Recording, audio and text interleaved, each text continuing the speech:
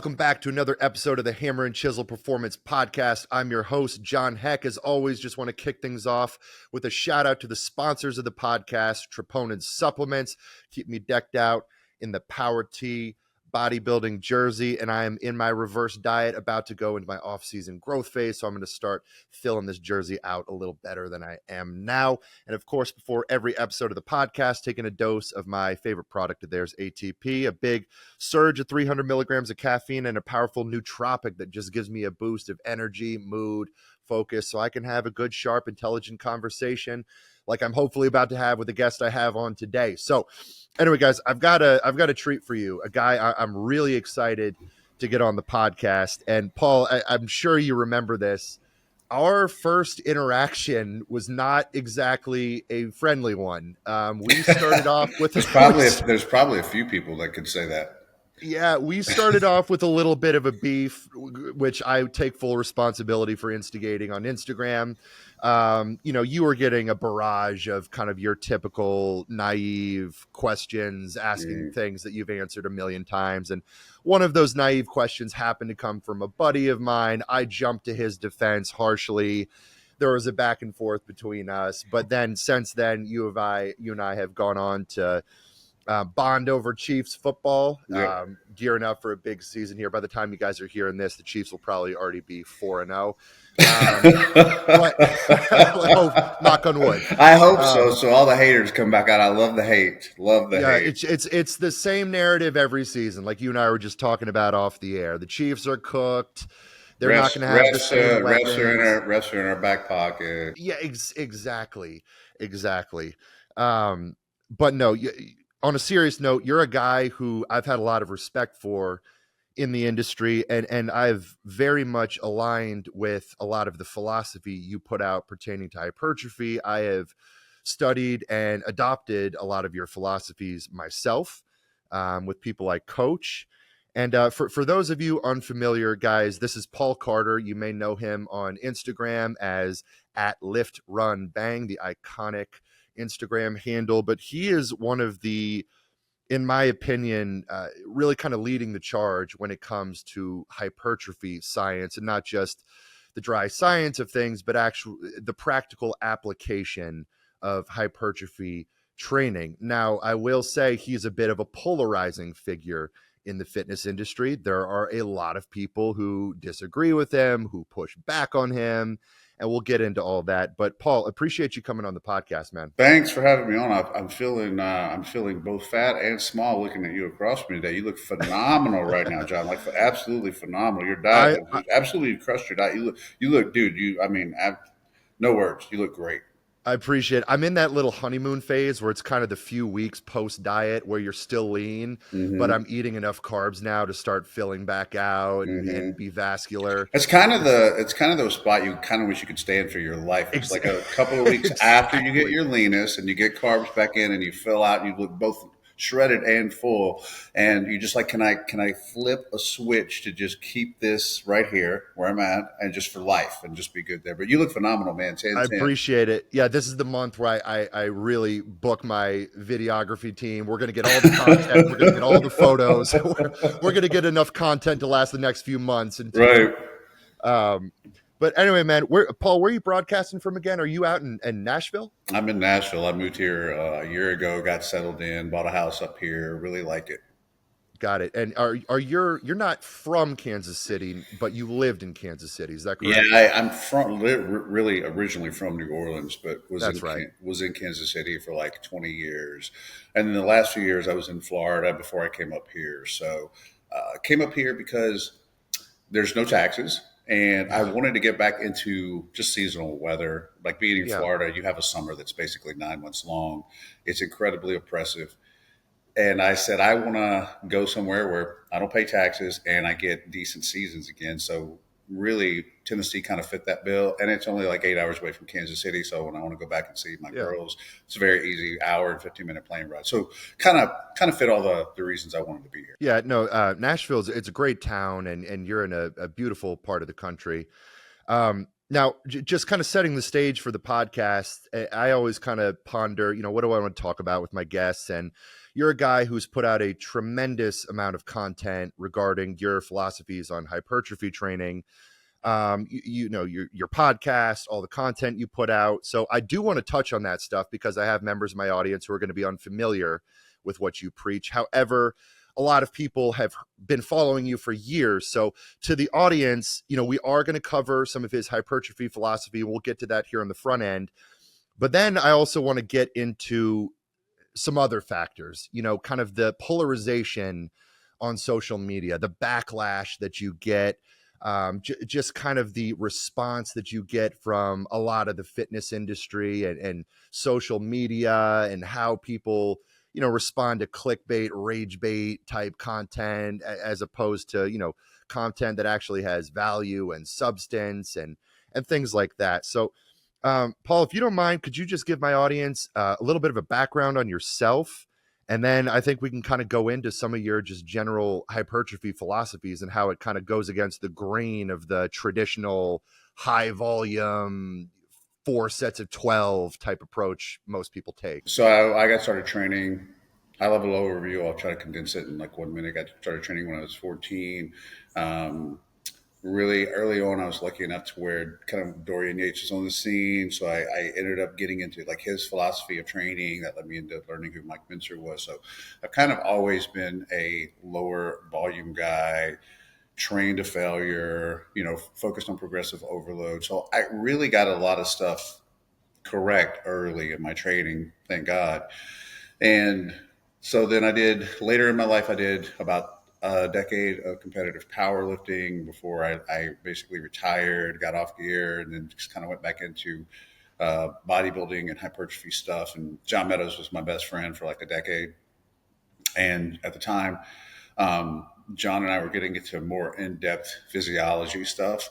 And that was kind of my transition over into really getting into the weeds, into more complex physiology and biomechanics and stuff like that. So I've just kind of spent the last probably 5+ years just 10 to 12 hours a day going over as much physiology and biomechanics stuff as possible. So I really still love that stuff. And my goal has always been to take the scientific stuff that we learn and those outcomes and see which of that stuff is actually practical to application for the average person to, you know, make gains as quickly and efficiently as possible. Right. And you know, a lot of trolls would push back and be like, where's your PhD? You know, where's your educational credential?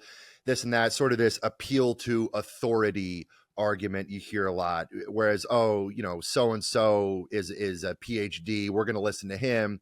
Whereas, you know, you don't have the PhD. So I think a lot of people sort of use that as ammunition against some of the information you put out. What would you say to that sort of argument? I don't really. I think we've kind of moved past that. That was kind of a few years ago thing where I feel like the whole if you had a PhD, you kind of got propped up. And I will say I think I've been a little bit of a catalyst for tearing that down because Yeah. the PhDs, as soon as they start, they don't really trot that stuff out because if they start trotting that stuff out anymore, everybody is pretty aware of the fact that PhDs go through school, learn the curriculum, test out, do your thesis, all that kind of stuff, get your PhD. But if you're not a continue, I had this conversation with Brett Contreras the other day, who I do respect very much. We're close friends. And we were talking about that, and he made the point. He's like, Brett has a PhD, and he's like, if you're not doing your continued education, it doesn't mean anything because so much of what you learn in school is either outdated or it gets changed later on. So if you're not continuing to do your work as a PhD, then it doesn't really mean anything. I also think there should be some type of, I don't even know how you would do it, but if you have a PhD, that you have to retest for it every so many years because of the fact that the information changes. So if you got your PhD, think about any type of doctor. If you get a doctorate in something from 20 years ago, well, that information, regardless of what field it's in, is probably very different now. So if you've Right. never updated your information from 20 years ago, then you're working off outdated information. And what is your knowledge really worth at this point if we know that there's other things that are more correct from the scientific approach? So I don't really get that pushback as much anymore. I think also, like I said, we've kind of transitioned into a point now that most people understand with all the information that we have available to us now, it's really just up to you, to how much you want to increase the depth of your knowledge about any particular topic. I mean, there's almost nothing you can't go fully educate yourself on with all the tools that you have available to you now, from everything from AI to just the internet and that kind of stuff. So I don't really, I don't ever get into that. I've cooked a million PhDs online. Yeah, I know. So I don't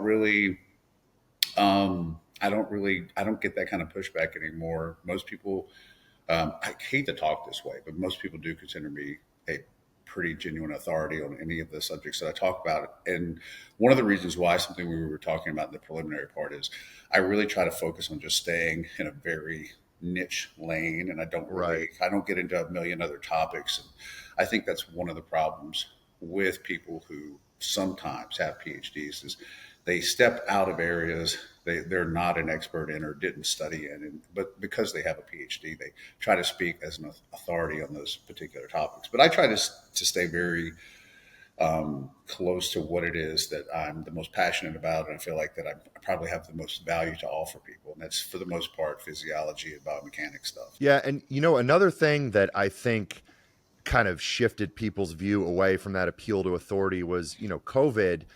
You saw this big distrust in experts after that, right? A lot of distrust in the leading scientists, the leading PhDs, and I think that catalyzed some of the shift to people finding their information from other sources, for better or for worse. It's kind of it's a double-edged sword with this content and information era we live in, where there's so much accessible information at your fingertips, but there's also so much just bad misinformation, and so many people getting platformed that are spewing dogma and rage bait and clickbait information, that they're charismatic and people gravitate towards them, and then it's just disseminating just these terrible messages. And I'm much more niched in the nutrition side of things, so I Mm-hmm. see a lot of that. There's so much just dogma and fear mongering in the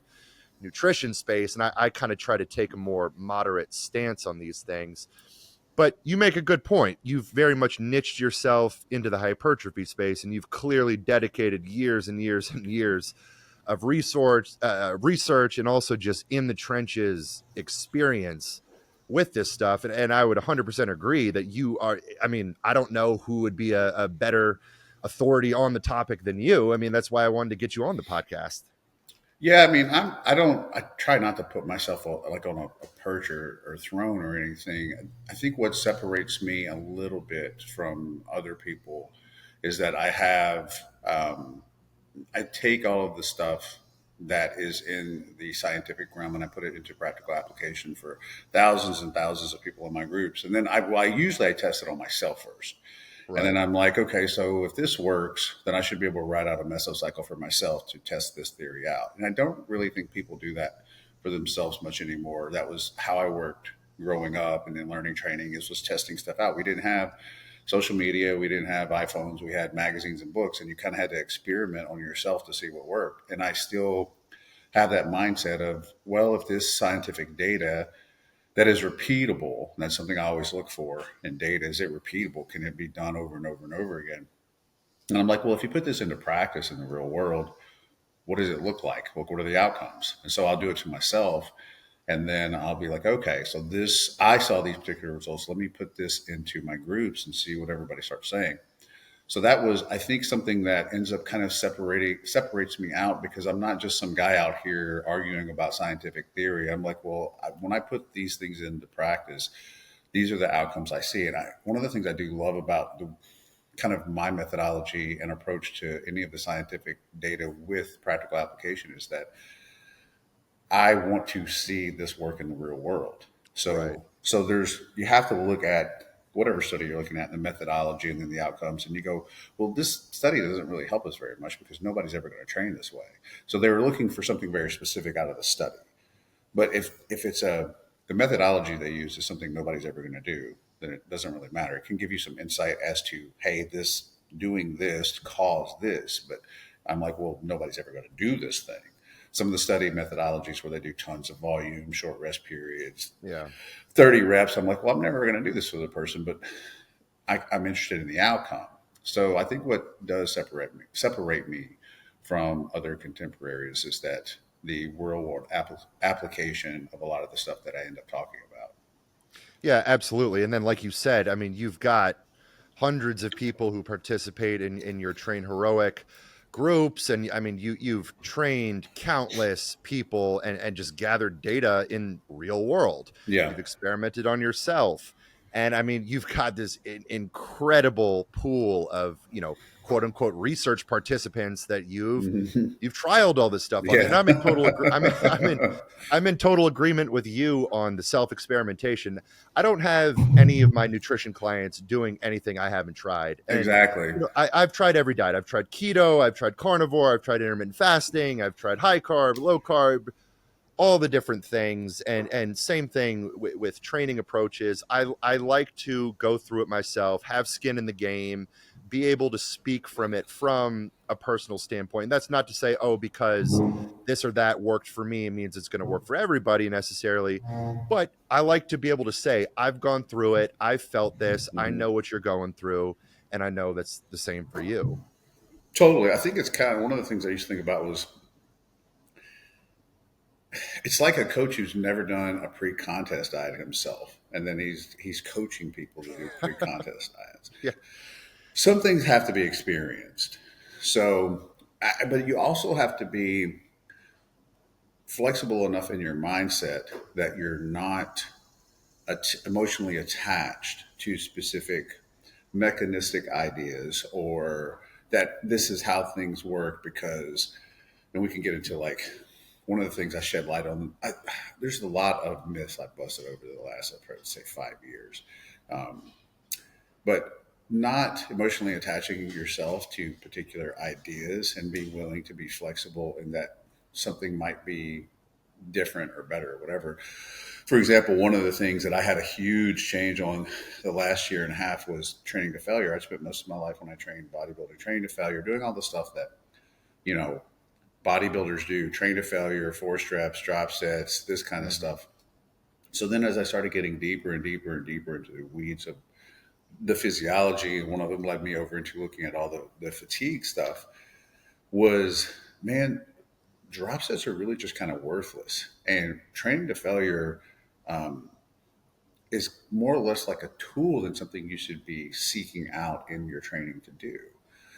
And then it eventually won me over. I'm like, well, I'm just going to test it out. I'm not going to train to failure. I'm going to train to one RAR. And, I've always loved training heavier. So I got rid of drop sets, any intensifiers, myo reps, drop sets, anything that caused some type of acute fatigue so that in the subsequent sets, I wasn't getting as much motor unit recruitment as I could be.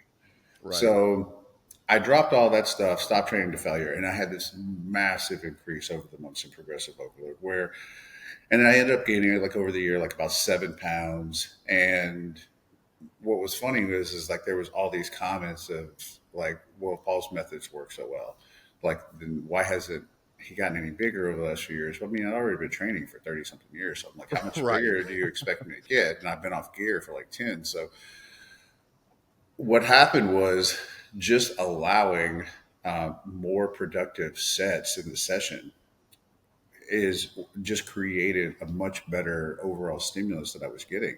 So instead of basically getting or applying a stimulus to fibers that were kind of already maxed out in terms of whatever growth they could have, by like reducing all of that acute fatigue within the training session itself and in the subsequent training sessions because there was less muscle damage, I was able to get greater degrees of motor unit recruitment, which means I'm able to activate those larger fibers for more consecutive sets.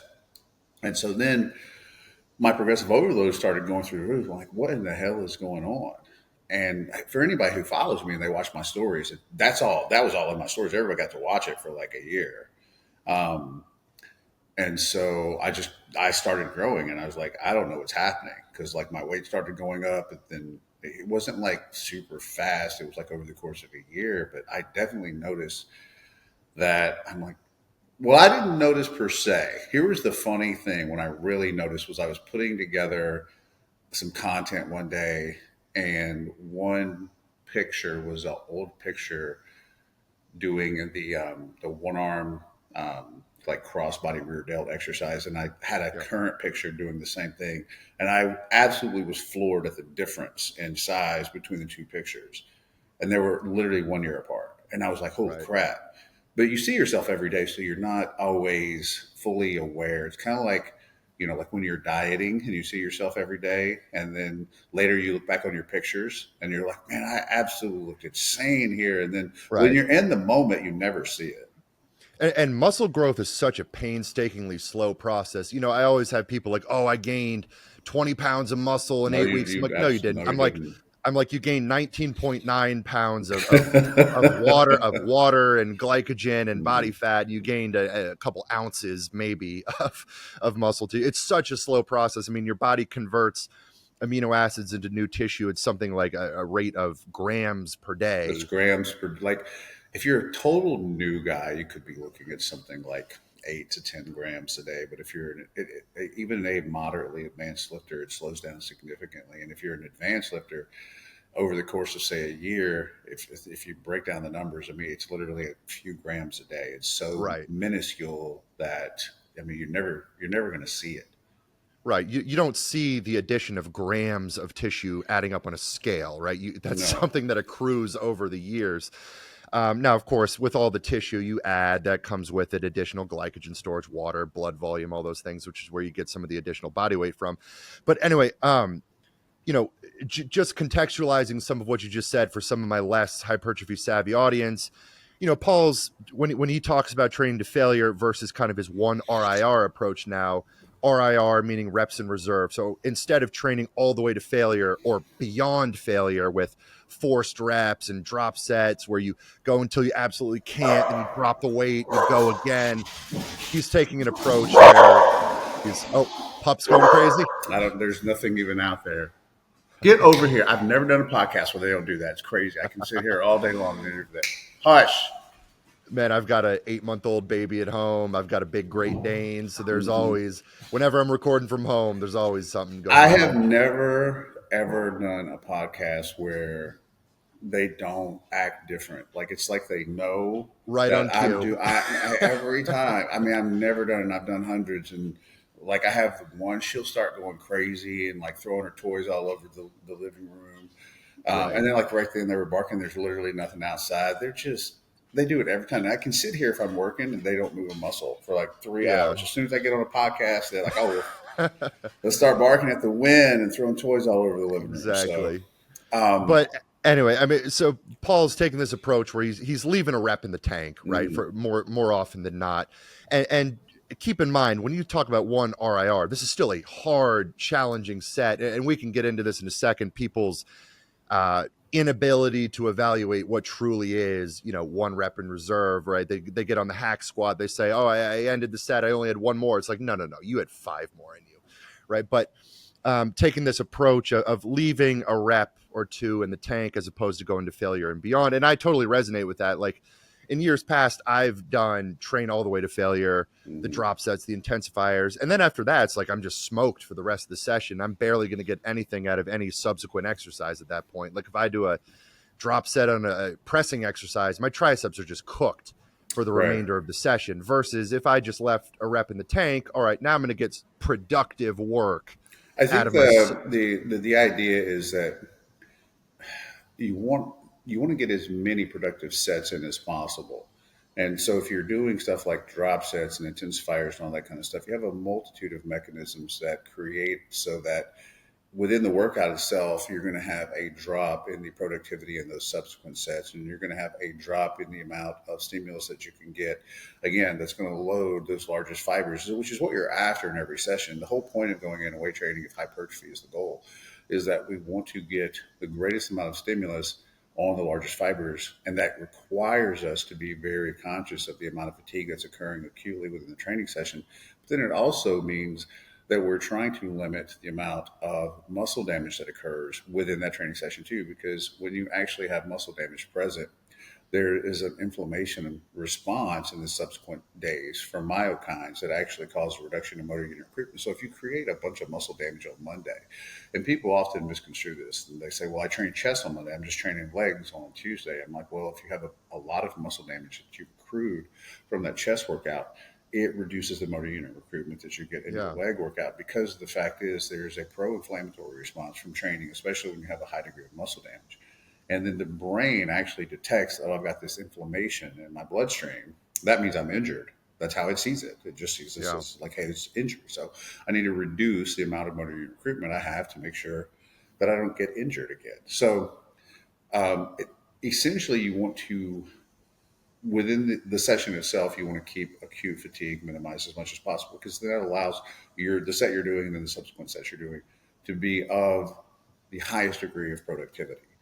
And Right. then you want to make sure that you're not creating recovery debt from the way that you're training, so that it's affecting the subsequent ones. That was another thing that I think everything I've ever covered on social media, I've had to just battle, man. It was like 4 years ago, maybe 4 years ago, I decided I'm like, I'm going to take on this whole idea that muscle is like torn down and built back bigger in micro tears. Yeah. Dude, I remember the first time I posted that, debunking that on TikTok, and I got ratioed so hard. Like now, it's crazy, and I see like the effect that I've had across this space over the last, say, 5+ years. But if you go into any of those comment sections now, not most, but a lot of people understand that's not true anymore.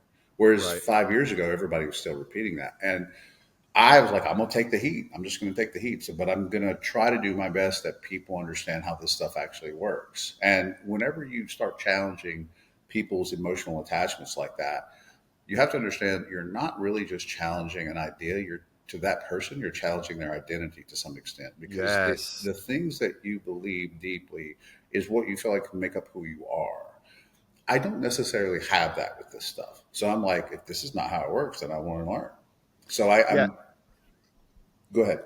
I think that's so key to me, is just be open to having your mind changed, right? I think that's one of the biggest sins of a coach or clinician or whatever, is just being stuck in your ways and not being open to having your opinion changed.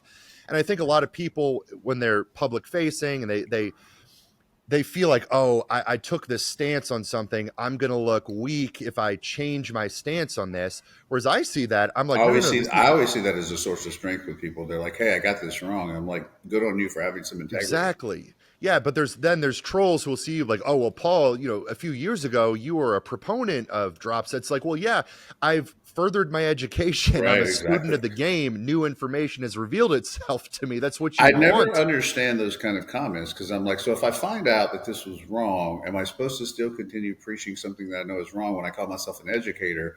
Or am I supposed to say, hey, I've continued to increase the knowledge, my knowledge depth, and now I know that this is incorrect. So I want to give you guys the correct information. And they're like, well, you just said 3 years ago that this and that, whatever. I'm like, I understand that. And I'm telling you now that that's incorrect. And here's information. The thing about finding information is it's not always super easy. Sometimes you have to dig around for a long time. The studies can be, kind of hidden off. I find like hidden gems all the time still in research, like some study that was done in 2011 or like 2005, or there's studies, I found studies as far back as 1979 that say, hey, mechanical tension is what causes muscle growth. And then we spent the next 30 years of the exercise science world going, well, we don't know exactly how it works, and it's multifaceted. And there's literally, I found a study in 1979 that says it's just passive and active mechanical tension. Right. And then And the physiologists went on their way. They're like, well, that's all it is. And then the exercise science people are like, well, it's got to be multifaceted. And now we know there's two ways to stimulate muscle growth that like currently that we know of. And if there's another way in the future, I'll say, well, we found another way. But right now we know it's mechanical tension, and we know that it's the downstream signaling that occurs from taking, androgens that happens right. from the androgen receptors. So those are really the only two ways that we know that you can stimulate muscle growth. So Yeah. if you find out new information, I think as someone who, if you're really trying to get to the bottom of the truth, I think it behooves you to say this was wrong and I'm going to correct myself. What I generally have not seen are people who have basically have built a reputation around some of the things that they have proposed, and then they won't walk them back. Like a few Right. years ago, remember it was the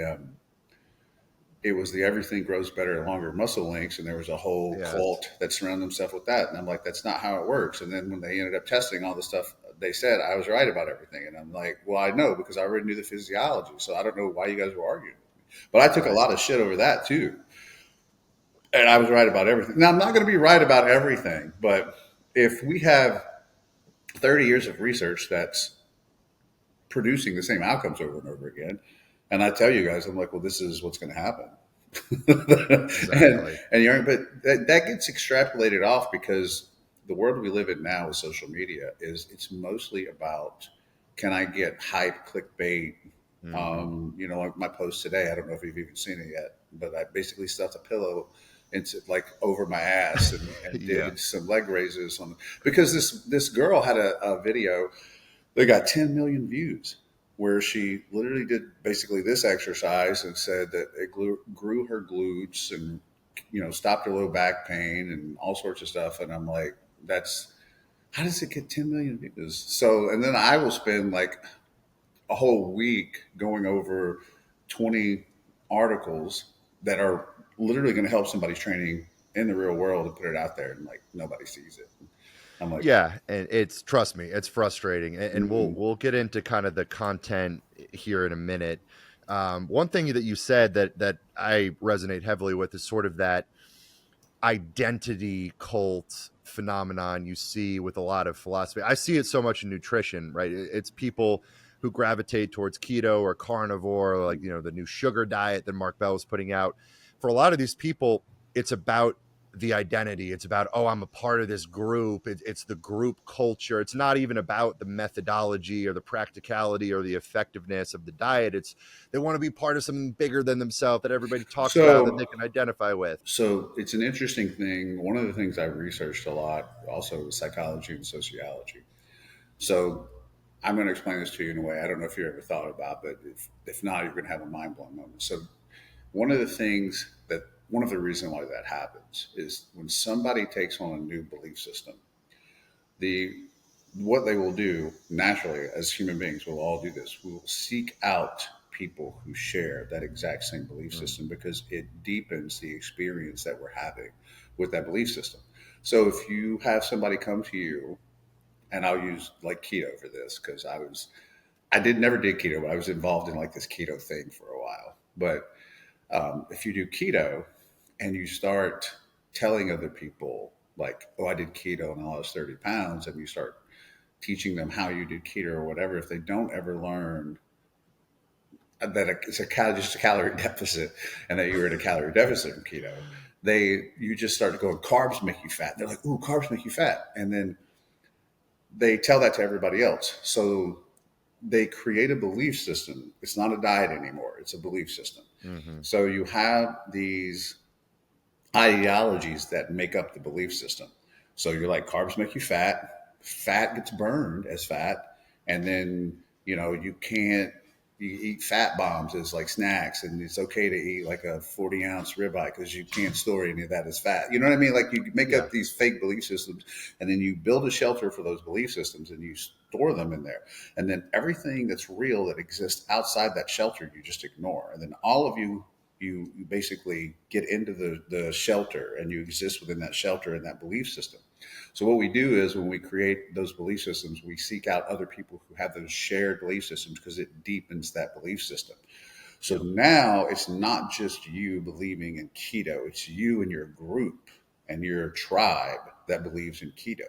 And that's how the tribal identities get formed because it we want to go out and find other people who believe in the thing that we do because that resonates with us. Like if I think that eating carbs makes you fat, and I come to you, John, I'm like, eating carbs makes you fat, and you're like, yeah, and then immediately we're best friends. It's like that scene out of Step Brothers, like Yeah. where did we just become best friends? I mean, that's what happens. So a lot of stuff that goes on online like that, dietary training, any of that kind of stuff, where you find people that have big accounts, most of it's tribal.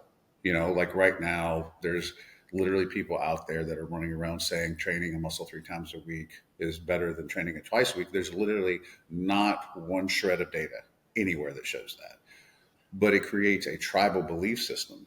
So if somebody wants to believe that because somebody presents them the evidence, because you could take somebody, if you had an alien come down, John, and you said carbs make you fat, and you could show them data that looks like carbs make you fat, right? You Right. could say like, well, this spikes insulin, and so insulin is a storage hormone. So now you're going to store all this as fat, and the alien goes, shit, that makes sense. So if you have data, I think it was Dave Tate. Dave Tate had a really great story that said if you get somebody that's smart enough, they can convince dumb people of almost anything. And Yeah. and he said, right, it's true. And he said, watch. He's like, I'm going to tell you that your calves are the most important muscle in bench pressing. So if you want to get your bench press up, you got to get strong calves. And he said, first off, your bench press, one of the most important things in getting the bar off your chest where it's hardest is leg drive. So where does all of that start? It starts from the ground reaction forces from the floor. So what's the first muscle that's creating those ground reaction forces? It's going to be your calves. So if you have weak calves, you have a weak link in the chain. So you really need to work and get strong calves in order to create that leg drive that you need to get the bar moving. Now, at the end of the day, it's 100% complete bullshit. Like Right. it's bullshit. Like, of course it's bullshit. But if you tell people, well, training a muscle 3 times a week is better because you have more times that you can spike muscle protein synthesis. Well, muscle protein synthesis doesn't even drive hypertrophy. It's myofibril protein synthesis. But then if you understand myofibril protein synthesis rates and how they work, you'll know that that's not possible. And you'll know that the outcome data and the research is consistent in the fact that 3 times a week is not beating 2 times a week when your volume is equated. But when you get people that are smart enough that they can cherry pick and leave out particular parts of information, dumb people will believe it. So Right. it's a tribal thing. It's not really a science or fact based thing. It's a tribal thing, and people like to belong to a tribe. Yeah, like you said, if it's very easy when when you speak well, when you can reason well, you can just take total bullshit and put it to in a As you said that right there, there's a certain PhD that built a massive following off being able to speak well and be I, articulate and I, just, we won't say his name. I think I no, know exactly who you're spews talking about. absolute bullshit. Yeah, it's when you're charismatic, you're well spoken, it's very easy to absorb people on social media, and then they resonate with your personality, and then they're DMing it to all their friends, and then they're seeking, like you said, they're seeking out the other people who are like-minded to them, and it Yep, builds that little bond between them, and then next thing you know, they're fully indoctrinated into this bullshit information. You can't convince them otherwise, exactly. right? Well, before we get further down some of these rabbit holes, I do just want to just get for like I said, some of my non Paul Carter savvy audience, just some of your general philosophies on hypertrophy training. Just I think maybe we could make it simple and break it up into kind of exercise selection favoring hypertrophy, Mm-hmm. volume and intensity, Okay. and then maybe frequency. We could kind of just give a general overview there. Okay. Start rolling. Yeah, so let's talk exercise selection first, right? Surely the best way to grow your legs is the barbell back squat, right? That's how it's always been done in football. Back squat, 4 sets of 10, something like that. You know, Well, you chimed in. I love this. You chimed in because you're definitely a forward thinker, John. You had chimed in. We were talking about the hip thrust, and we were yes, talking about the fact that there's still like old school strength and conditioning coaches that would just like totally like mock and throw away the hip thrust. And we had a good conversation about that. And like I think from like an athletic standpoint, and I'll get back on the hypertrophy stuff, but like from an athletic standpoint, I have no idea why every coach in the NFL and college is not kind of almost creating the base of their lower body foundation work around like the hip thrust, maybe something like a front squat, because of the fact because that it's not how they've always done it. It's because it's not how they've always low done it. injury rate, you can load it. It's got the learning curve is fast. You know what I mean? Like you can get guys like it mimics. It's hip extension. You're loading hip extension, so it has athletic carryover. It carries over to the squat, the deadlift. We tested this stuff, so that's the that so for hypertrophy work. I have a pretty simple way, to evaluate exercises. And the first thing, are we training? What's the functional component motion that we're training? So if we're training pecs, we want horizontal adduction. If we're training the glutes, we want hip extension. If we're training the lats, we're going to want shoulder adduction or extension. If we're training, you know what I mean? Like, so I go through and like, so what's the primary motion that we're training? What's going to do the work there? And then from there, my second biggest thing is it stable enough? And this has gotten crazy all over social media. So an exercise only needs to be stable enough. It doesn't need to be so stable you can survive an F5 tornado. Like you just need to be stable enough so that you don't have a stability like what's the word I'm looking for? It's basically creating a limiter because I'll give you an example of one. So like the glute pull through exercise, it would be an exercise where because you can move so much load with your glutes, the limiter becomes the stability because you can only load as much as you can like create ground reaction forces on the floor with your feet. So you take somebody that's doing glute pull through and they're always going to be limited in loading for that reason. So now we've got a built-in limiter due to stability problems. Right. So you load the glute, the pull through heavy enough, you're going to be getting pulled. They're just going to pull you back, right? So, okay, so now we have a stability problem. You just look at that and go, is the stability a problem? If I increase the stability, am I moving heavier loading? So these kids have gotten crazy with the stability stuff. So being able to move heavier loading is a sign of greater degrees of motor unit recruitment. So if I remove that stability problem and I make this exercise more stable, if I'm not moving heavier loading, it didn't do anything. So some exercises are stable enough to where you're already getting what you're going to get out of them. So I really love power and push downs where you're laying on a bench. But I haven't particularly noticed that it's allowing for greater degrees of loading. It's like it does, but it's pretty minuscule. But I just like doing them that way because I'm not having to brace so hard with my abs. So line cable lateral raises, I really love. I can tell a difference in those. I'm able to load those heavier than standing. So you have to ask yourself, these are testable. So if I go from what I perceive as a less stable motion to a more stable motion, it's only applicable if I can suddenly move heavier loading. So you have a built-in testable thing. So this doesn't come back to me just making bullshit up. I'm like, well, can you load it more? And they're like, no. I'm like, well, then you're just creating more stability for no reason. Right. So I always look for stability, but is the stability eliminating a stability problem? Yeah. And then the other thing is, can I progressively overload that motion for a long period of time? So if a motion is training, if an exercise is training a component motion that I want to load, and it's highly stable, but there's no way to really load this thing over a long period of time, then it has a very short shelf life because at some point I'm going to push up against it. Like right now, like I have to talk myself into still like hip thrusting because I'm pushing, like getting close to 900 pounds for reps. Yeah. So the hip thrust has a huge ceiling for loading if you get the right machine, right? So you can just keep loading it. So I look at loading. And then the last thing is laziness. So the easier it is to do and set up, the more I'm liable to pick it just on the fact that when I go into the gym, I don't like loading plates. If you got a selectorized stack over a plate loaded machine and it's training that same motion, the same amount of stability and whatever, I'm going to choose something I can just put a pin in and go to work. So that's just kind of the way that I end up choosing them. And that's the way that I choose them for like my groups and stuff. And I still think for a while I was kind of down on like certain barbell and dumbbell exercises, but I've kind of softened a little bit on that. I still think you can do stuff like dumbbell bench presses once you're a trained person. So people are like, well, does dumbbells have a greater coordination component associated with them? They absolutely do. But over time, you will actually get the motor control that you need for those motions, and you'll reduce the co-contractions that are happening with more highly coordinated movements.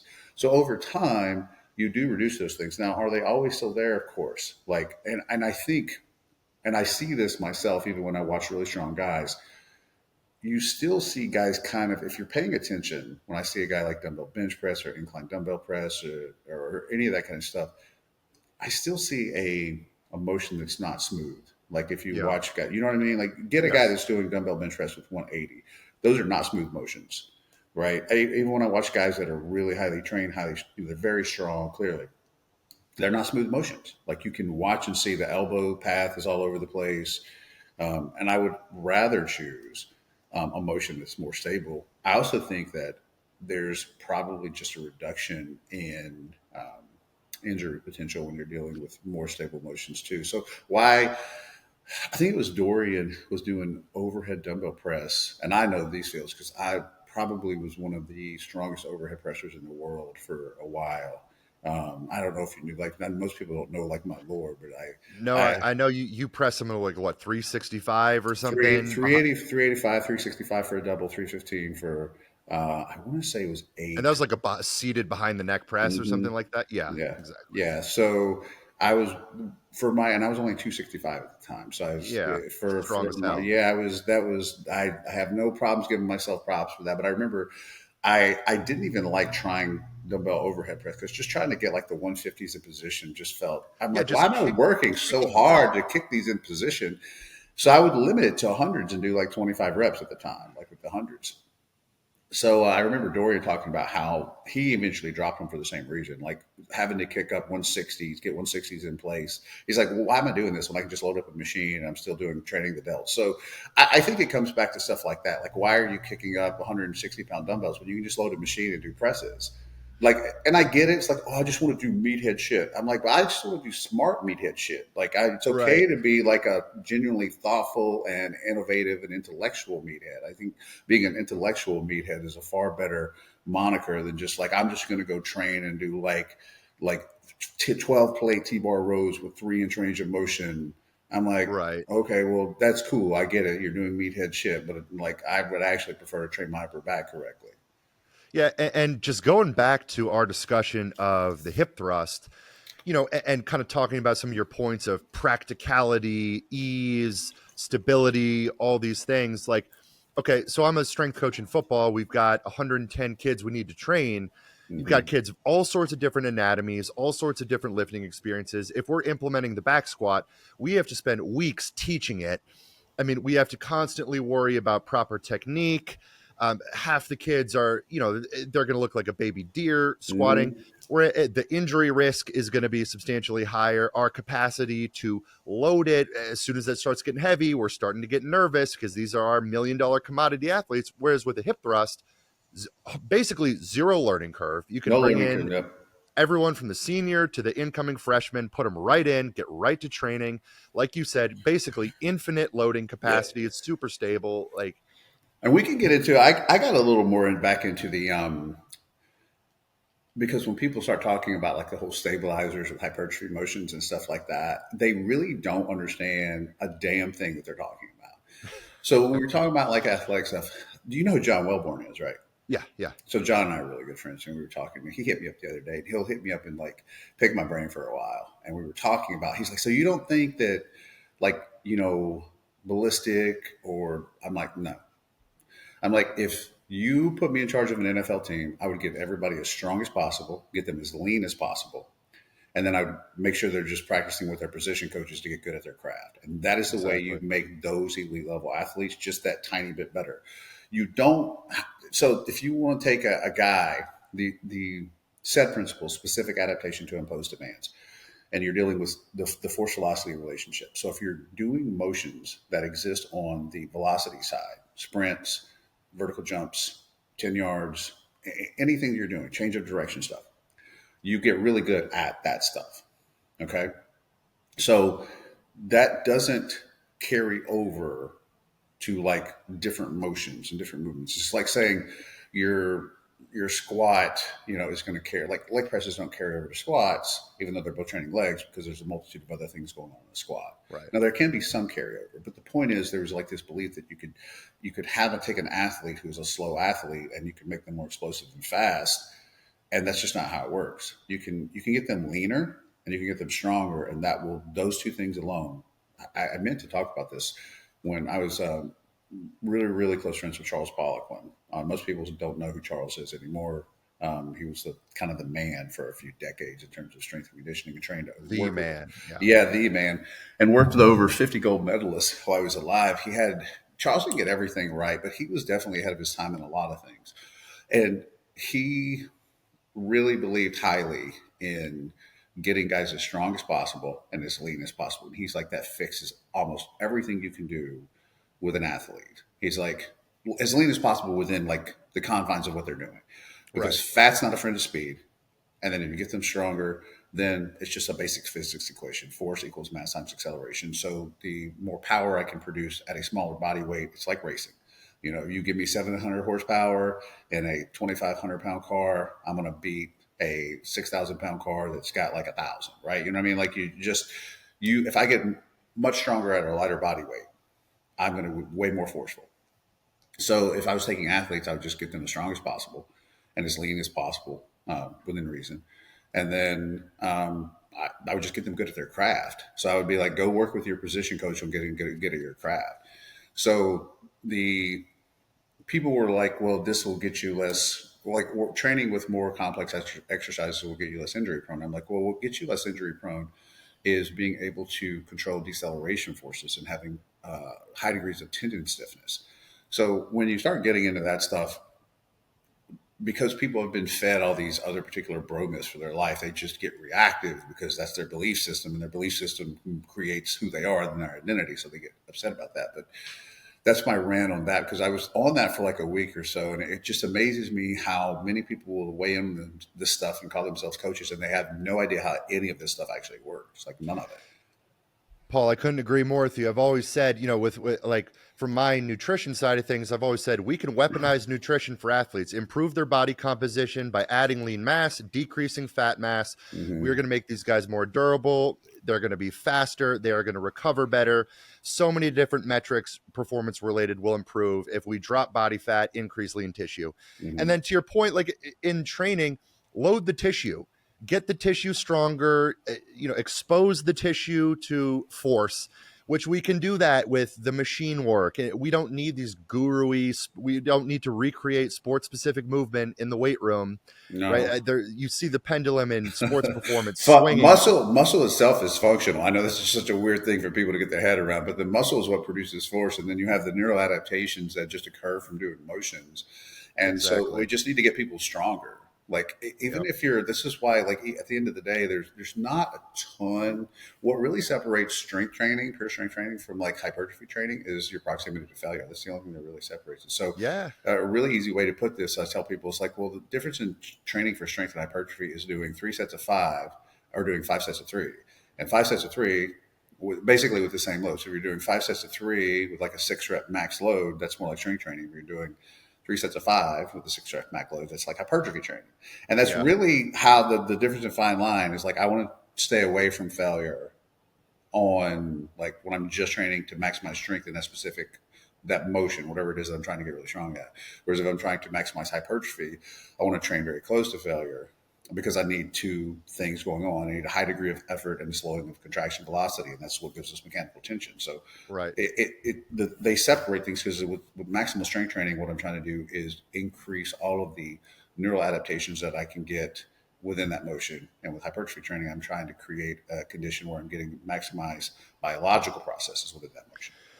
It's funny. I think strength and conditioning in football had it more right in the early 2000s when it was a lot of machines, It Arthur was. Jones. It was. I remember. So do you remember that back in the day? So in the early 2000s, there was a shift to go to more machine based work. It was hammer strength. It was Yes. Cybex. It was Nautilus. And that was when I thought that was like the golden age. And I'll tell you this, and Wellborn and I had this conversation too. Guys were more jacked back then. They Yeah. were more jacked back then. Do you remember? We had Kevin Green and Greg Lloyd Larry and Allen, I mean, just dude, guys were. I monsters. think I remember thinking when I was growing up, I'm like, we had, not that guys aren't jacked now, but I remember I can go through like so many guys back then, and everybody's using something. I don't. Let's not pretend like, the steroid use is rampant in the NFL, and I think it should just be legal.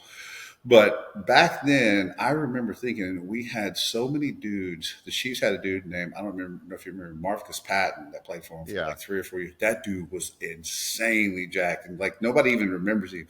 That dude looked like he was carved out of granite. And there was, remember Harvey Williams, and Yeah. then like, dude, everybody back in the day was just yoked. I mean, yoked, and they were all doing machine based training. Yeah. Yeah, no, it's funny. So when my dad was coaching for the Jaguars, I remember when we first got there, I walked into the weight room and it was rows and rows of hammer strength Hmm. machines. And then a few years later, a new staff comes in and suddenly they remove all the machines and then it's replaced with like, air powered Kaiser equipment and just racks and racks and racks. And Racks, like racks going on for 300 yards. exactly. It just you see this huge pendulum swing, and now it's all the trying to recreate sports specific movement in the weight room and all this and that. And I'm like, man, we were doing it better Yes, 20 years ago. I'm friends with a strength and conditioning coach for the Chicago Bears. We had that conversation a couple of years ago. He's like, man, we were doing it so much better back in the day when we just brought in machines and got guys stronger. And I'm like, Yeah. I know. And what's crazy is too is that the data supports that. So we've had a multitude of studies that, like, when they look at machines versus free weights, and then they do athletic based, either like vertical jump or acceleration based training, and they're like, nah, there's no difference. If you get a guy stronger, and then they do these movements, they we don't see anything going on different. I think there was one study that said like a lateral change in direction slightly favored a free weight squat over a Smith machine squat. But outside of that, we have one meta analysis that doesn't have a ton of studies, and it only had two that use direct hypertrophy measurements. But we have kind of enough at this point where we should have a general idea for a coach who's looking at that to say, there's just nothing going on difference. And so, what are we going to have with machines? Is we're going to have a lower chance of injury prevention. Or we're going to have, the injury prevention is better. And then also, we're going to have a shorter learning curve. I'm not having to teach guys to bench press. I'm not having to teach kids to squat, because the squat is actually quite a complex lift. It is. And I don't like the squat for athletes. I personally don't. I don't like the squat unless you're just built to squat like a Tom Platz. I personally am not a fan of the squat, especially for athletes, because if you're trying to get a guy's leg stronger, you can put him on a leg press, and you can load up a leg press, and then you can teach him how to leg press with deep degrees of knee flexion and hip flexion. That's very easy to do with just a simple foot placement. And I just like it, I feel like we get stuck in the stone ages with these coaches and some of their belief systems, because they think this stuff, oh, well, you get more coordination. Well, the coordination that you're getting out of the squat is related to the squat. It's that you don't become Right. coordinated at other stuff. And I'll tell you the other thing is just the intangible factor of you go into an NFL weight room, these guys don't want to squat. And they're gonna come in, they're beat to shit, and you're gonna put a bar on their back. You're gonna get barely anything out especially of them. especially as the season goes on. As the Yes. season goes on. You take the veteran guy, you say, we got to squat heavy and hard today. They're sandbagging it. But you tell that same guy, hey, let's get in the hack squat. Let's get in the leg press. Hmm. Whereas we're not loading their spine. Right. It's just, they're going to resonate with that more. You'll get more out of them. They'll Hmm. push themselves harder. They'll load themselves more, and you'll get a better actual training adaptation versus the guy who Well, because doesn't want to. motivation's higher. Yes. Motivation is low. You got to have a low degree of effort, low degree of motivating improvement. Motivation is high. You're going to have a high degree of effort, high degree of motivating improvement. So Yeah. yeah, if you get a guy he's like, oh, I love going in because we do leg presses and I don't have to load my back, and it feels good. I feel like I can go hard. You're going to get a much better training adaptation out of those guys because they're doing something they enjoy more. And that's such a huge factor also, is getting guys into training modalities that they really look forward to coming in and doing. That's such a Hell big yeah. component that people don't think about. Like, why am I going to have guys front squatting and shit after they just spent a Sunday, fighting a guy for 3.5 hours on the other side of the line? I'm like, let me go in, have him do some stuff that he likes to do, that feels good, that doesn't bother his joints. I remember, I can't remember, I want to say it was Will Shields. And when I was in KC, and Will owned a gym, and I used to talk to him all the time. He's like, by the time you get to mid-season, your hands are hamburger meat. Yeah. And he's like, people always kind of come up and shake your hand real hard to show you what a tough guy they are. And I remember that stuck with me. I was like, man, if you're just mid-season, your hands are already like that, then you know the last thing you want to do is get a guy into the weight room and have him doing stuff that hurts his body. Like Exactly. get him to move doing stuff that feels good to him, and that's going to help stimulate his mind and his motivation. So, in my opinion, there should be kind of an overhaul in the methodology thinking that goes on in the NFL as far as strength training stuff goes. 100%. That's part of why I got out of football, man. I was like, we're not training dudes effectively. We're catering to what we think the ownership wants to see. We're catering to, in college, the recruiting arms race and just doing what seems smart and guru-y, and we're not effectively training anyone. Right. So, I mean, that was a big factor for me getting out of it. But moving on from exercise selection, just let's talk a little bit about volume here, because I mean, I think this is kind of where you've really kind of carved yourself into an end of the spectrum that differs from the norm, right? I mean, like we kind of mentioned, the classic hypertrophy training has always been high volume, submaximal volume, tons of sets, tons of reps. Mm-hmm. And obviously that is not the approach that you advocate for. No, I was a low volume guy from the beginning. There was some people that tried to like out me as being a guy that did high volume. That's how I built my base, and then switched later for like like clout. And I absolutely just destroyed those guys because I'm like, there's a decade of my training logs out there that are public, and like you can go look at all of them. I've always been Right. a low volume guy. I used to do stuff like higher reps sometimes, drop sets. Everybody did that stuff for a while. From a volume standpoint, what's crazy is that the data has actually been pretty clear for a while, but there's been a tribal narrative to go on that we get higher degrees of like more hypertrophy at higher volumes, but that doesn't really exist in the data anywhere. And I'll explain how. So when you actually look at studies where they've had adequate rest periods between sets, what this means is that we're going to get much more motor unit recruitment in those subsequent sets.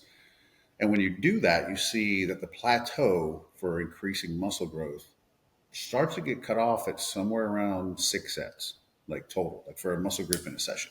So if you go through all of the data, you'll see that show up kind of over and over and over again. That, hey, there is a point of diminishing returns, which only makes sense because if fatigue exists, which it does, then that means you know that each set that you do cannot be as productive as the previous set that you did. Right. Then that means that at some point, volume can only scale to a point where we're not getting anything out of it anymore. So as I spent time pouring through that data, the kind of the arc that came back over and over again at points of diminishing returns was around 6 sets. So from a practical application standpoint, though, if you're trying to train your whole body somewhat equally, you can't program 6 sets for a body part.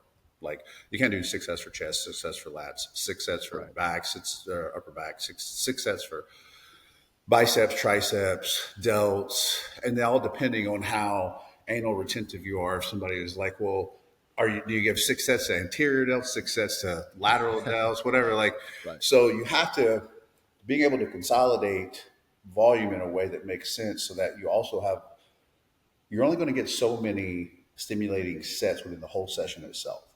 So then, if my opinion, just going off being intuitive, I've consistently found kind of the upper limits of that seem to be around 12 to 15 sets in a session to be about, if you're training hard, very close to failure. Somewhere around 12 sets, I feel like is about where you can do it and see progressive overload still occurring pretty consistently. So if you know you only got about 12 sets to work with, that means if you're doing, say, an upper session, all depending on what you're including in an upper session, you're going to get anywhere from 2 to 4 sets for each of those muscles that you can use. And really, that's okay, because when you look at the graphs, as we're talking about a point of diminishing returns, doing 1 set is the highest degree of stimulus. And then doing the second set adds about 40% to that. And then doing the third set adds about another 20% to that. So really, and I've said this for a while, about 90 to 95% of all the gains that you're going to get within a session are going to happen in about 3 sets. Yeah.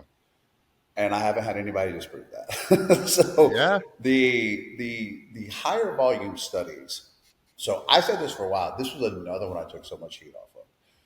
The higher volume studies that were coming out, I would look at them and go, you don't have an equivalent strength increase.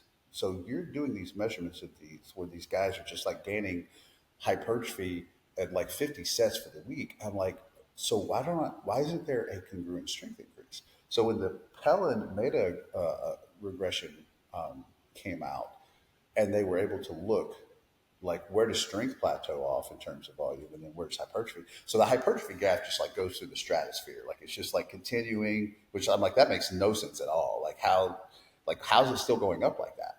And then they put the strength graph below it and says, well, it kind of plateaus out at around 4 or 5 sets a week. And Right. I'm like, wait a minute. So you're adding force producing functional tissue that doesn't produce force. That's what I'm supposed to believe. Yeah. So I'm adding all of this tissue because adding functional proteins produce force. What do you think produces force? Sarcomeres produce force. That's what produces force. So when your hypertrophy is either the addition of sarcomere in series or myofibril in parallel, they both produce force. That's what they do. That's literally their function. So I'm adding all this extra muscle, but I don't have a congruent strength increase. No, and I was like, that's. I think you're just measuring swelling. I think that there's Yeah. just swelling and edema. People lost their shit. I had one researcher get so mad. He made like so many things saying, I don't know what I'm talking about. That's not how edema works. I'm like, yeah, it is. Actually, we got studies on intracellular and extracellular water compared to actual tissue, and they had to go out and create a method, which I literally cannot remember what it's called now. They had to go out and create a method where we could kind of differentiate between extracellular water and actual muscle, because like if you had old people that were atrophying, they were looking and saying, how can we actually determine accurately, like if they have inflammation problems or if they have immune system problems, like if these people are highly inflamed or they have a large amount of intracellular or extracellular water, how can we differentiate? You can do a little bit of that with MRIs where you use echo intensity, where you can kind of see, hey, contrast wise, we know this is not like, this is like there's water here because it looks a little different. But they don't do that. A lot of these hypertrophy studies they use B mode ultrasound, and they do muscle thickness measurements. They can't account for that stuff. You cannot see intracellular or extracellular water with B mode ultrasound. MRI you can, but again, not you can't really splice it out accurately, and you need echo intensity. So I said, well, if you don't have a congruent increase in strength, then what are we looking at?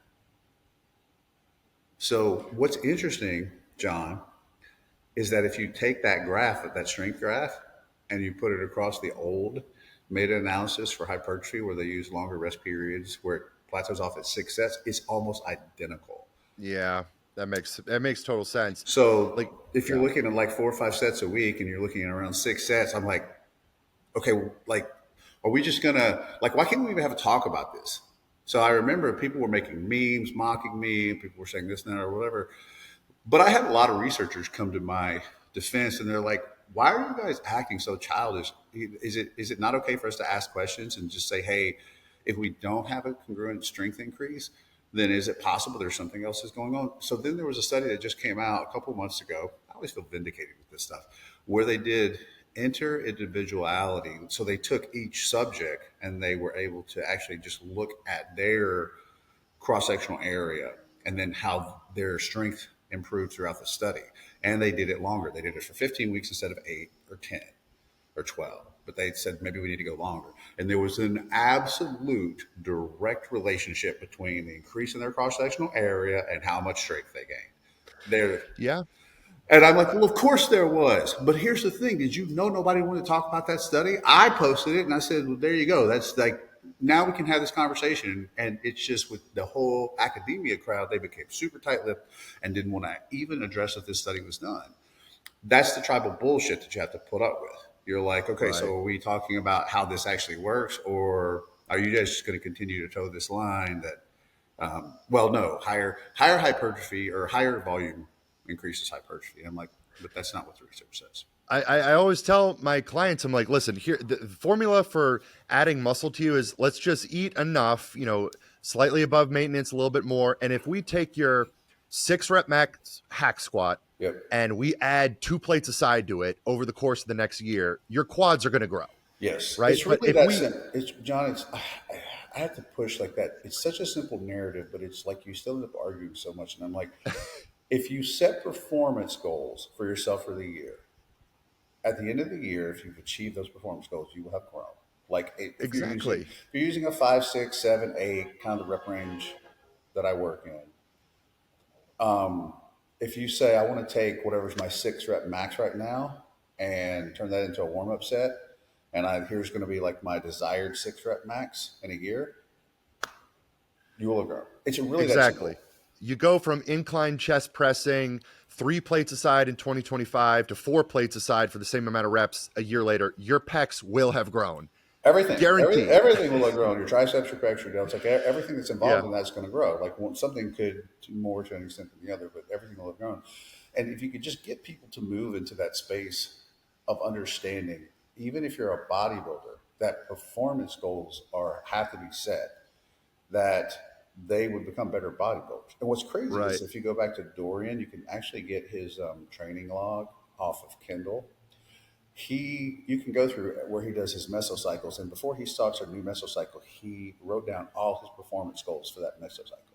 He was focused on progressive overload achieving. He knew if he wanted a bigger back, he had to row this much more than he's rowing now. There's no Right. other way around that. I figured that out at like 14 years old. I can remember being like, well, if I'm incline pressing dumbbells for like 50s for 8 and I get to like the 60s for 8, then I'm going to be bigger.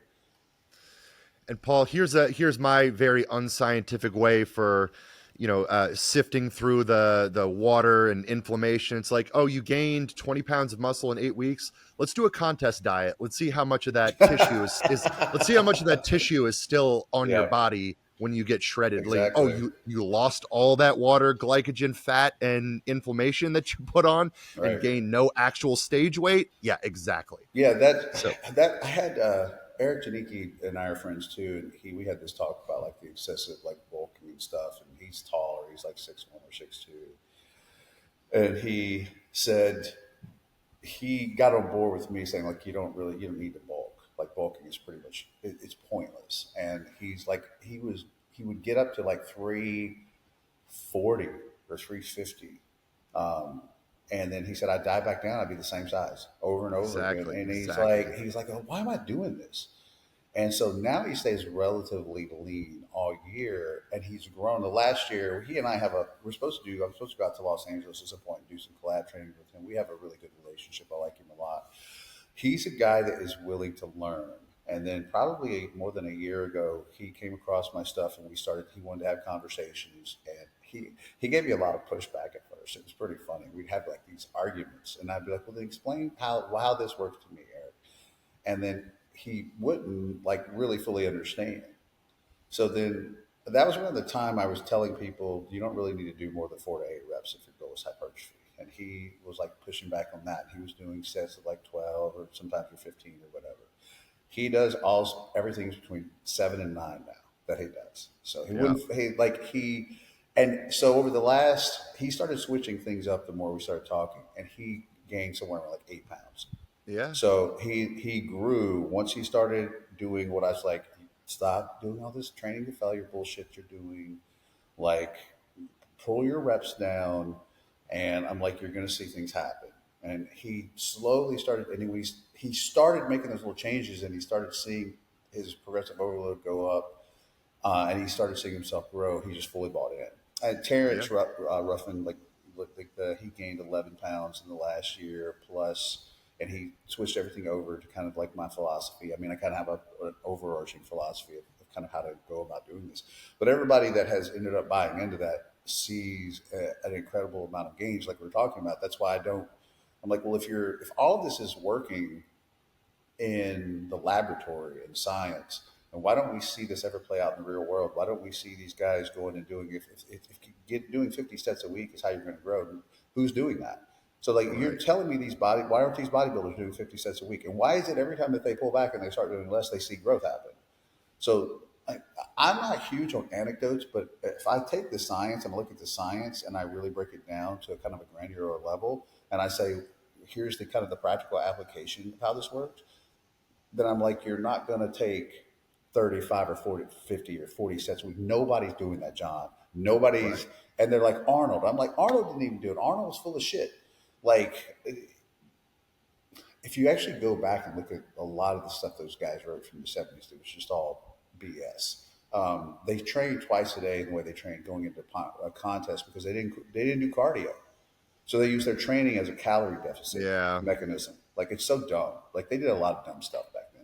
So um, if the really higher volumes drove hypertrophy, that would end up playing out over and over again in the real world. But what Yes. we really consistently see is when guys start pulling their volume down, they start seeing progressive overload occur because pulling that volume down allows for better recovery.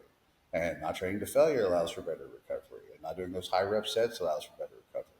So once you kind of start to dial in all those things that just create more fatigue, and you're like, okay, let me just kind of eliminate all these things. Then what I found out was the eliminating as much fatigue as possible from the workouts allowed for the most productive outcomes. Right. So if higher volumes were driving hypertrophy, first off, it's physiologically impossible. We know there's a point of diminishing returns. We know fatigue exists. We know that every subsequent set offers less stimulus than the previous one. So you can't have this stratospheric graph of hypertrophy going through the roof at like 40 or 30 or 40 sets a week. But the other thing Right. is, John, people would figure that out. We've been at this long enough to know. They're like, oh, okay, well, if I do 30 sets, I'm just putting on mass like crazy. Nobody does that. Everybody who switches back to what I consider, or what is considered, low to moderate volumes in their weekly training sees much better results. I couldn't agree more with you, man. And I think you have really started pushing that needle more in the industry, and I'm happy to see that. I do just have one more topic that I'd love to cover, and that's kind of the social media side of things, the content, the public reaction. When did you start getting a lot of pushback and blowback from people? When did you really get traction on social media, and then when did you start getting all your haters? Um, I mean, I think, like I said when we were talking about earlier, my shift was that I want to help people. And I know it may seem like people were like that I was like abrasive online or whatever. Just to be, I haven't been super, I'm not really super personal, like my personal life online for the most part.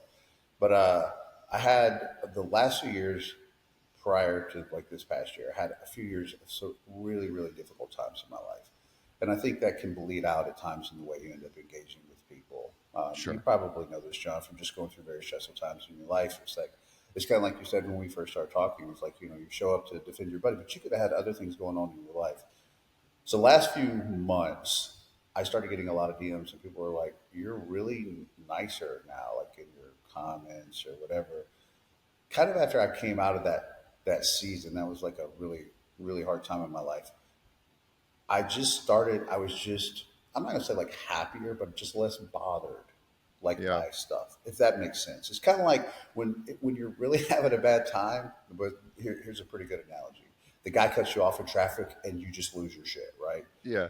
Well, whereas if you're not kind of in that space and the guy cuts you off, you're like, oh, come on, man. You know what I mean? Like you're Yes. less bothered by it. So I just started noticing I was just less bothered. I just let people were leaving crappy comments. I'm like, whatever. Like, or if they're just asking stupid questions, I'm like, whatever. But I didn't. It wasn't a thing where I was like spending more time like in the Word or really praying about the way I was acting. Probably should have been, but I think more than anything, it just was coming out of a really difficult couple of years in my life that bled over into interaction. So I can say there was definitely a lot of years that I was probably abrasive or more combative online with people, and again, a lot of what I was just going through was like a long time, and then that just bled over into my interactions. And now that I'm kind of in a better place of like just peace in my daily life.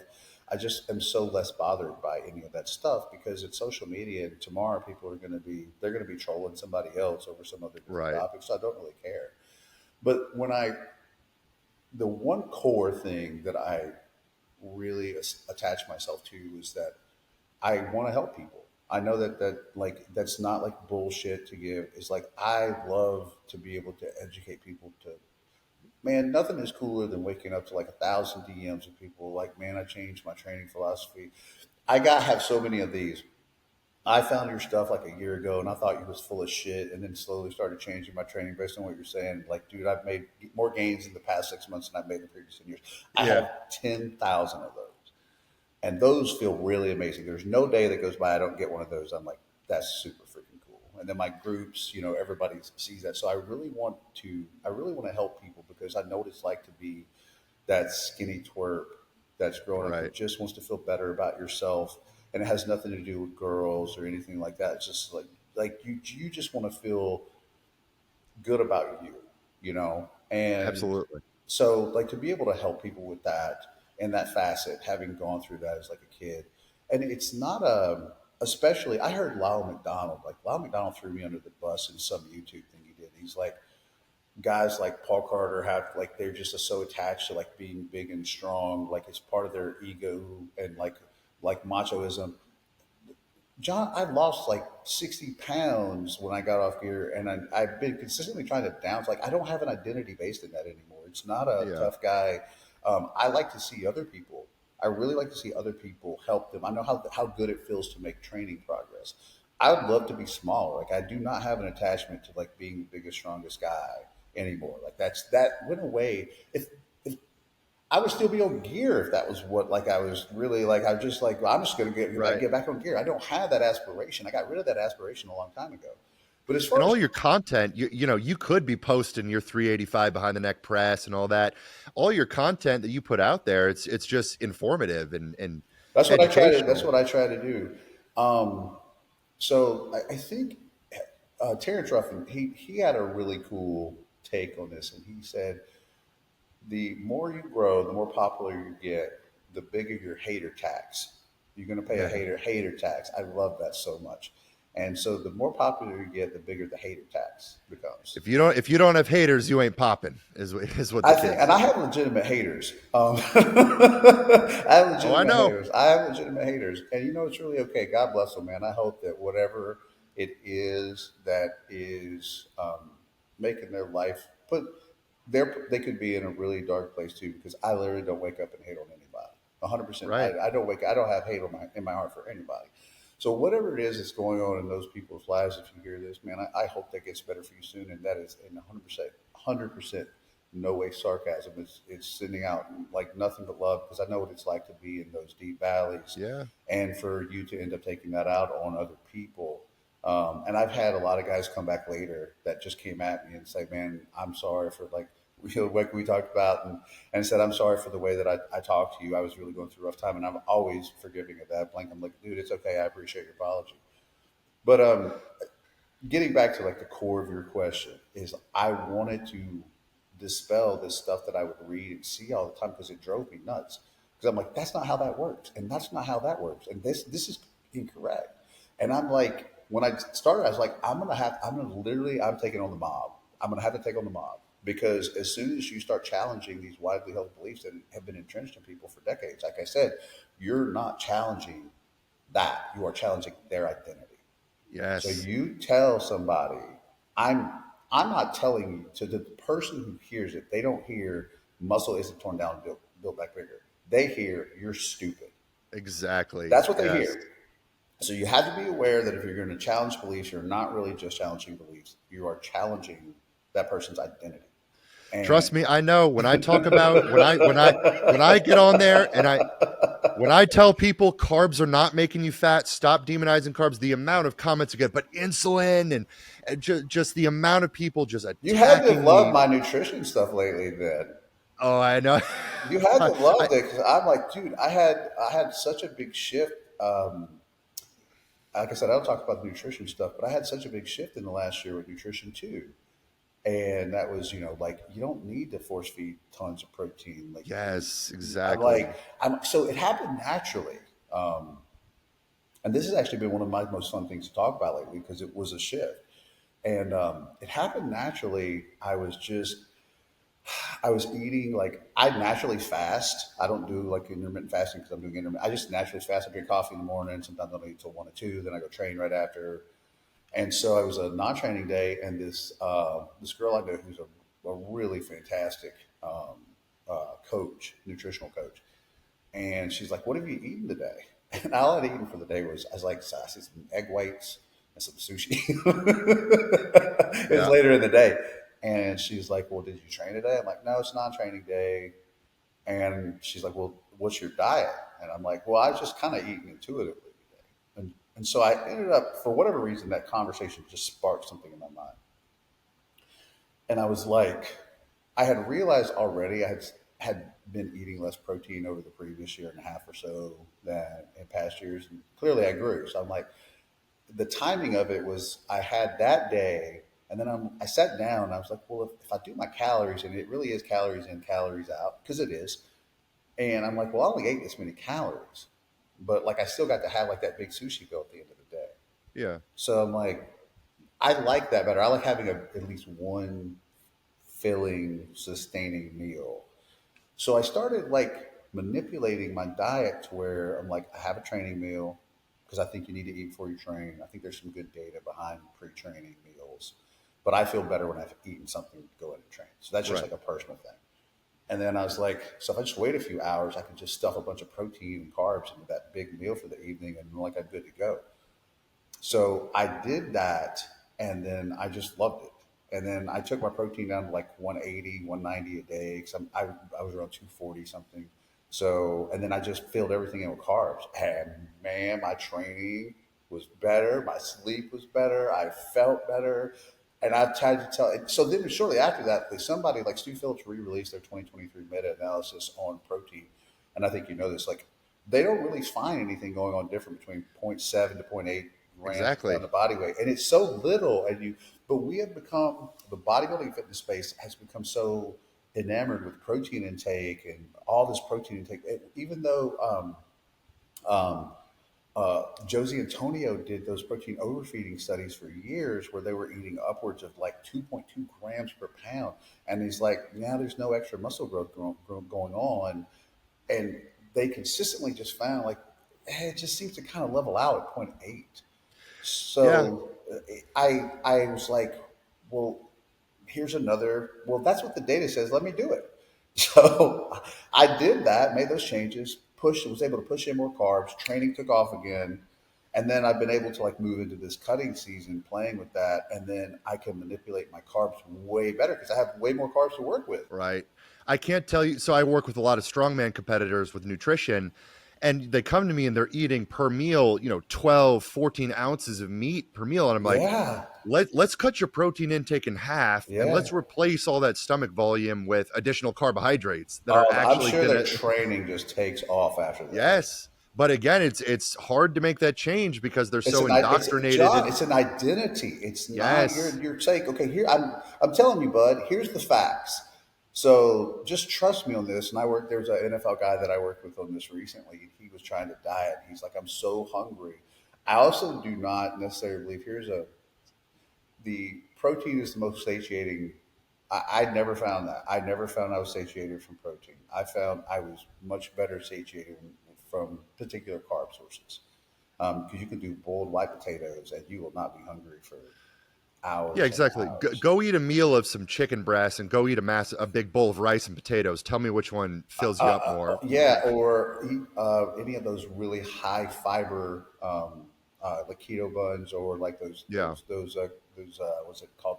Those tortilla high fiber, bro. You eat Yes. like two of those, and I mean, I would be stuffed, and it's just like all that fiber just sits there. But if you learn all those little kind of dietary hacks, but I didn't find the protein super satiating. But this NFL guy came to me, and I worked with him, and he's like 260. And I'm like, I'm gonna bring your protein down to like, I think it was 190, 200. Yeah. And he at first freaking out. And then he ended up sending me some pictures last week. He's already dropped. He's dropped. He's like, dude, I cannot believe how many carbs I'm eating right now. He goes, He goes, I feel fantastic. He goes, I'm losing body. He sent me a picture. He got veins and shit. Like, I'm losing body fat. Um, but I'm like, well, yeah, because you just don't need that much protein. I think that is Yeah. something that started happening with. I think that was a supplement company thing that started happening in the '80s. You got to get everybody believing in like power shoveling tons of protein, and then it really doesn't end up being that much. And you know, John, if you go back to this is another one I did. I have some old articles on this when I was more involved in nutritional stuff. You can go back to the '70s and find that same point, 8 grams per pound for athlete training. They were this goes back decades where we already knew this in the '70s, and I'm like, but we've already known that. So like, but there's a narrative that people have to keep alive. Yes. There's a narrative that people have to keep alive. So as long as they can keep that narrative alive, they're relevant, or their supplements relevant, or Exactly. that ideology is relevant. And so as soon as you say, well, you don't need that much protein, it challenges their identity. And so now they're Yep. going to fight you over that and they're going to double down. But then I'm like, well, fine, show me the data. I moved my own stance because I'm like, well, I'm not eating very much protein anymore, but I'm still growing. And now if I can bring my protein down, and it's like you said, who wants to eat 12 ounces of meat? Exactly, man. Exactly. Well, I'm glad I got you talking on nutrition a little Yeah. bit. You know, we're in my wheelhouse. But no, Paul, we're past an hour and a half here, so I'll go ahead and wrap this thing up. You've been very generous with your time. I'm gonna be excited to get this out to my audience. But in the meantime, man, where can people find you at? Go ahead and plug I some of your think training generally, groups. like I'm well known enough now, people can plug my name Yeah, that's in. They'll find me. So they'll find you. for the most part, I just post on Instagram anymore. Yeah, I did YouTube for a little while, but and people wanted me to keep doing that, but I'm just I still spend most of my time reading research, and so I yeah, don't have as much time to put together like glitzy comment, like or content. So right. like if something hits or misses, it can be frustrating because I can be like, man, this is really good stuff that helps you guys, and you'll make this other crappy thing go viral, but like I'm literally giving you something that will help you, and like you don't like it. So that's the frustration.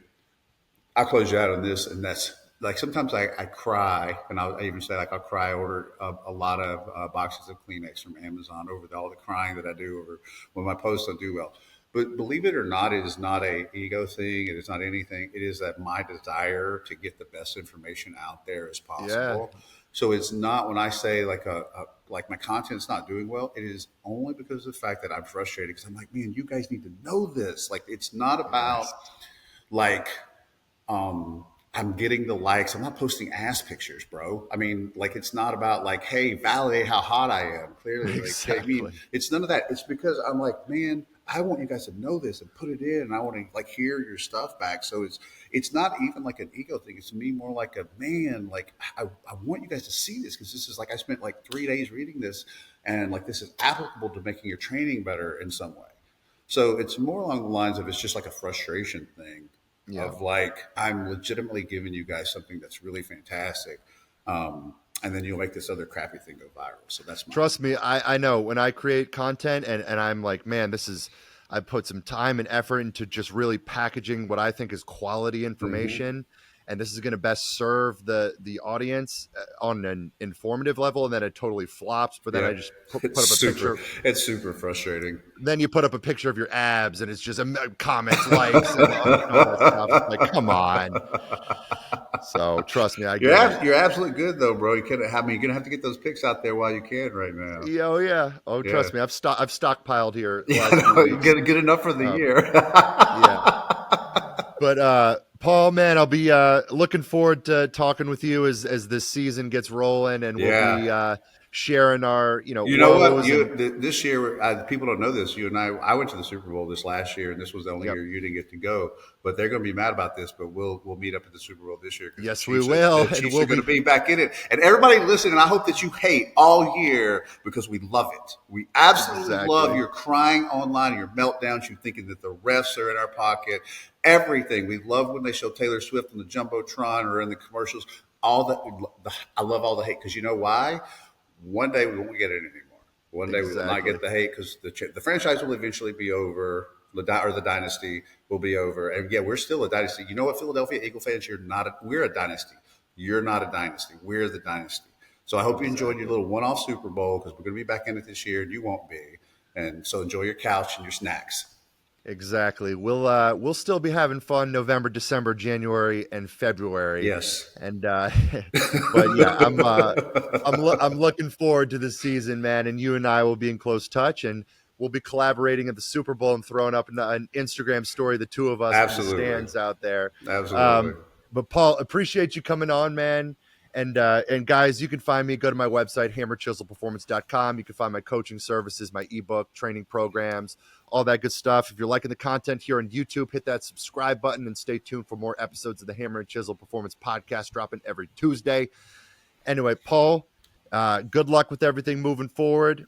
I'll be messaging you here in a week after we lay a smackdown on the Chargers in Brazil. And then I hope this doesn't age poorly when the time this podcast we're going to. It won't. Yeah. That's pretty much a given. And the Chargers ain't going to be able to hang with us. Yeah. But anyway, guys, we'll catch you on the next episode.